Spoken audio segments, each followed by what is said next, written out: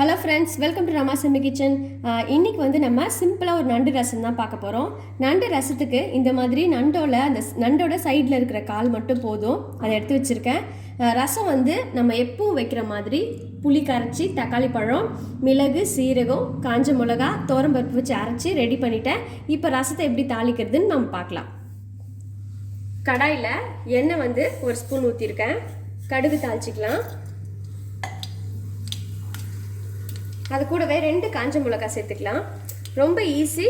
சளி இருக்கிறவங்க இதை கண்டிப்பாக செஞ்சு சாப்பிடுங்க, சூப்பராக இருக்கும். கடுகு நல்லா வெடிக்கும் போது 2 காஞ்ச மிளகாய் போட்டுக்கலாம். இது கூடவே நான் சின்ன வெங்காயம் 4 தட்டி வச்சுருக்கேன், அதையும் சேர்த்துக்கலாம்.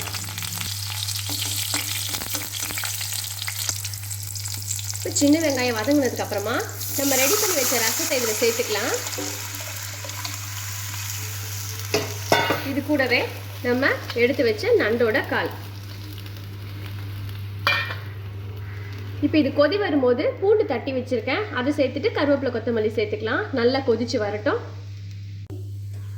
இப்போ ரசம் நல்லா கொதிச்சு வரும். இந்த நேரத்தில் நம்ம இடிச்சு வச்ச பூண்டு சேர்த்துக்கலாம். உடனே நிறுத்தக்கூடாது, ஒரு 2 நிமிஷம் இந்த மாதிரி நல்லா கொதிக்கட்டும். கடைசியாக கருவேப்பிலை, கொத்தமல்லி. உங்களுக்கு நம்ம நண்டு கால் வந்து உடனே வெந்துடும், அதனால் கவலைப்படவே வேணாம். ஒரு 2-3 நிமிஷம் இன்னும் கொதிக்கட்டும். கொதிச்சா நம்மளோட நண்டு ரசம் கம கமன்னு ரெடி ஆயிடுச்சு. இப்போது நண்டு ரசம் ரெடி ஆயிடுச்சு. நான் அதை பாத்திரத்தில் மாற்றிக்கிறேன். இதே மாதிரி நீங்களும் நண்டு ரசம் வச்சு பாருங்கள். சளி இருந்தால் அவங்களுக்கு உடனே கொடுங்க, சூப்பராக சரியாயிடும். எப்படி இருக்குன்னு சொல்லுங்கள்.